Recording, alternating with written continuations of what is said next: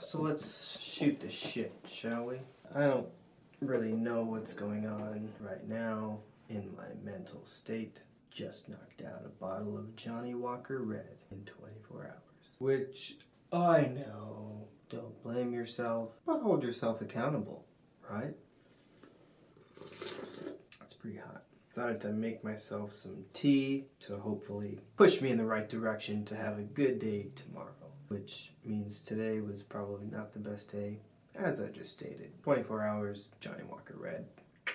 So currently, I'm in the works of thinking of the high possibility of finally moving out, selling the house, and just fucking starting the next chapter. I've been going back and forth with convincing myself that this house is the way to go. Worked so hard to get it. Blah blah blah. 3 rooms, got a spare room, got a studio, which I've done jack shit in for 3 years. And so all that really means is that there is still a little me inside of me, which sounds weird, but it's probably true. And that little me has a lot of power, and he or she or it just has a lot of experience with self-doubt and, self-hatred and all that shit. And it is really good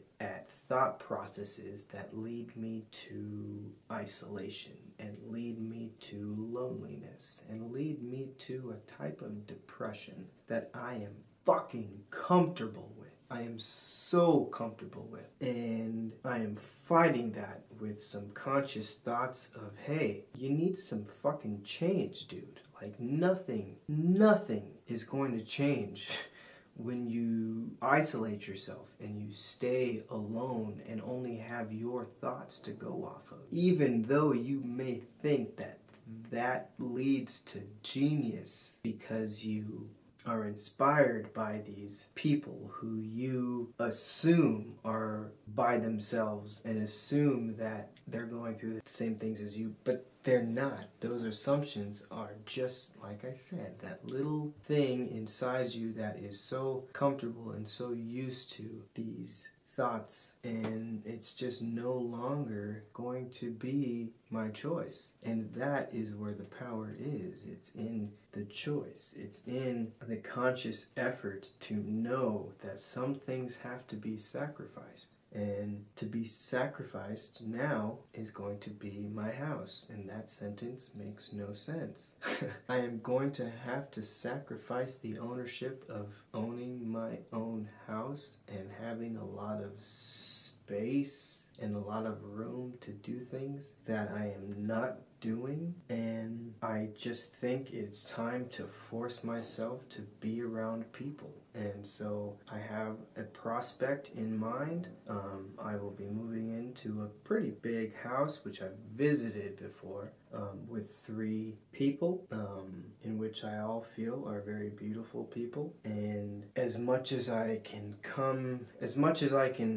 ponder up things that could possibly go wrong, just stupid things like, when am I going to have time to cook for myself? When am I going to have time to know that I'm completely by myself? And all these thoughts that really don't mean anything, and they are thoughts of that little thing inside of me that keeps me here, that keeps me in this position of being alone.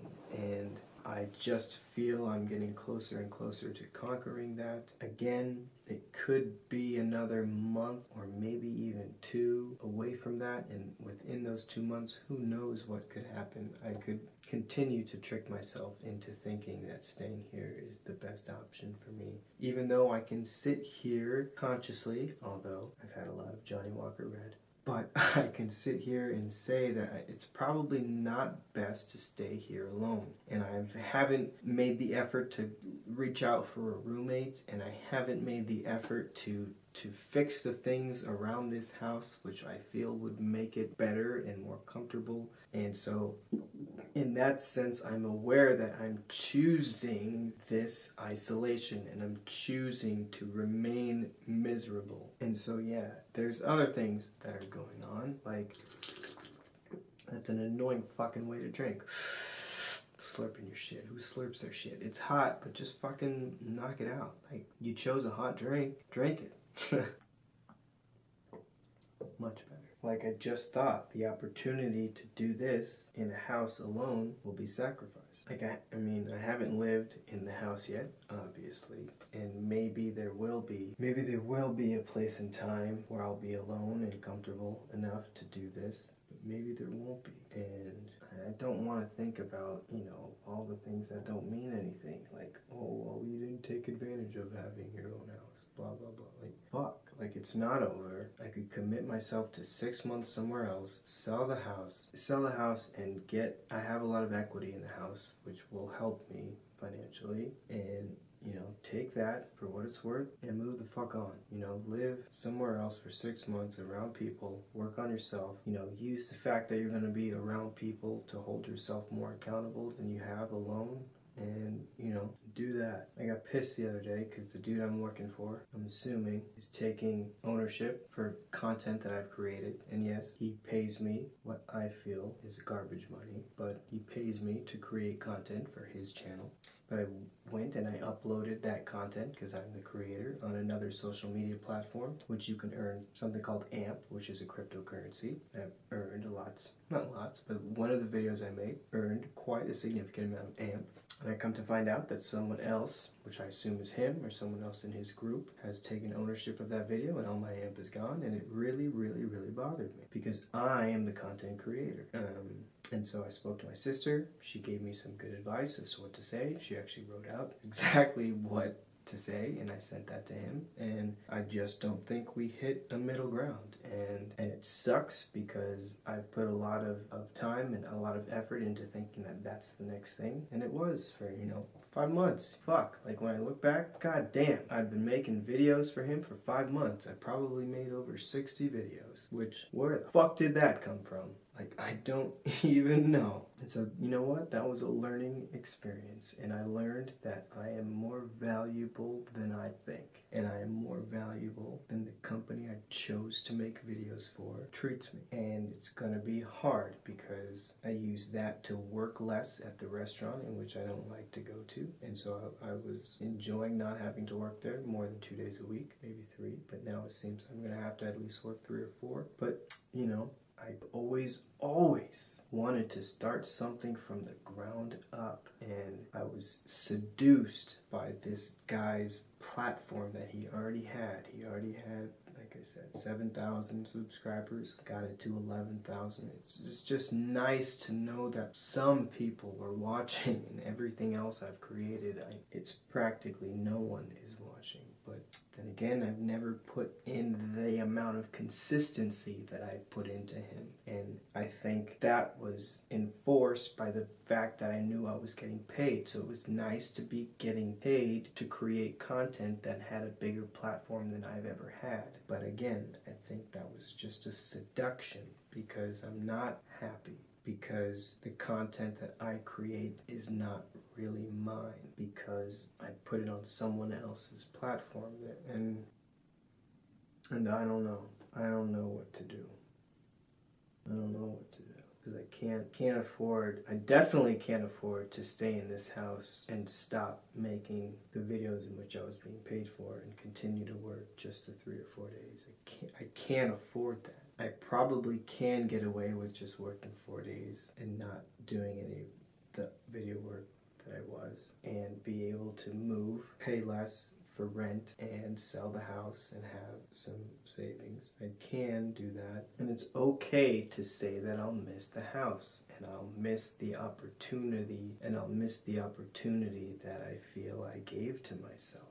Yeah, I don't have a huge house, but I have a big house for myself. I have an empty loft, I have an empty office, and I have 2 extra rooms other than my bedroom. One in which all my shit's in, and another which has nothing in it. And there's a lot of opportunity there, but I did nothing with it. And it's fine. I can't be a victim of that. That's just the reality. And I'm not a good homeowner by myself right now.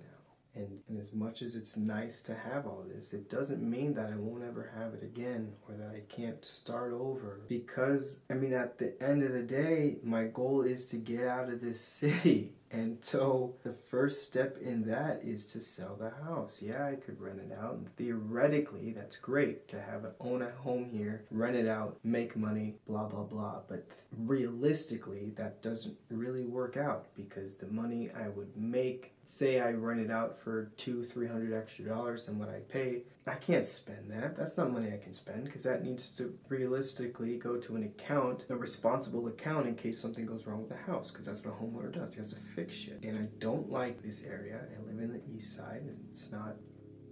And so I'm just in this juxtaposition of thinking that this is where I need to be and it's not. And so it's a tough position to be in. But hey, life's gonna go on until it doesn't. And that's it. I need to be around people. Or else I'm just me with thoughts. And even if I think they're cool thoughts, I ain't sharing them with no one. I'm only living with myself. And yeah, there's beauty in that. It's fucking cool. But it's lonely. And I don't want to be. And I think I'm better when it's easier to hold myself accountable. And that's probably easier with people around. And so, time to make a big boy decision. I'm going to be 30 in 3 weeks. I'm going to be 30 years old in 3 weeks and I'm having this conversation with a camera. And I know it's not good to compare yourself to other people, but goddamn, like, there's 30-year-olds that I know that have a bunch of kids, that are raising kids. If I had kids, I mean, I don't know, but goddamn, like, I don't know. But whatever. See you next time.